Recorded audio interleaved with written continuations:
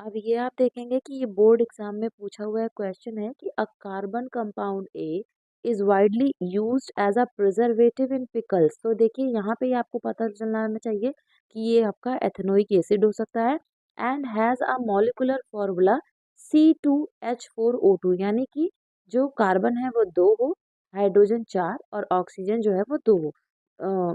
This compound react with ethanol to form a sweet smelling compound भी। तो ये आपको एक प्रॉम्प्ट दे दिया, एक सिचुएशन दे दी कि ये कंडीशन है और उसके बाद आपको ये 5 क्वेश्चन है जो करने हैं। ठीक है, identify the compound A and right its structure. तो आपका जो कंपाउंड ए है वो एथेनोइक एसिड है और इस तरीके से हम उसका स्ट्रक्चर जो है वो फॉर्म करेंगे। दूसरा क्वेश्चन इसने पूछा, write the chemical equation for the reaction of A with ethanol to form compound B, state the role of presence of an acid in the reaction. तो आपका जो कंपाउंड ए यानी एथेनोइक एसिड जब ethanol के साथ react करता है in the presence of concentrated sulphuric acid at high temperature, तो वो एथिल इथेनोइड और वाटर मॉलिक्यूल बनाता है। और यहाँ पे जो acid concentrated sulphuric acid use हुआ है वो कैटलिस्ट की तरह भी बिहेव करता है और डिहाइड्रेटिंग एजेंट की तरह भी। नेक्स्ट क्वेश्चन पूछा, how can we get compound A back from B. मतलब आपका जो एथिल एथेनोएट है उससे फिर से हम इथेनॉल कैसे बनाएंगे। तो वो देखिए मैंने अभी आपको बताया था कि आपका जो सपोनिफिकेशन रिएक्शन है वो इस रिएक्शन को क्या करेगा, फुलफिल करेगा।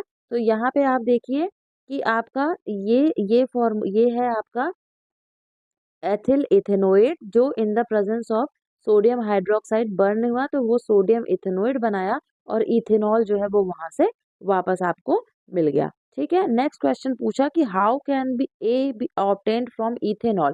तो एथेनोइक एसिड को can be obtained from ethanol by the oxidation using acidified potassium dichromate और एज अ ऑक्सीडाइजिंग एजेंट। और पोटेशियम डाइक्रोमेट के साथ साथ आप एल्केलाइन H2SO4 भी यूज कर सकते हैं तो आपको एथेनोइक एसिड मिल जाएगा।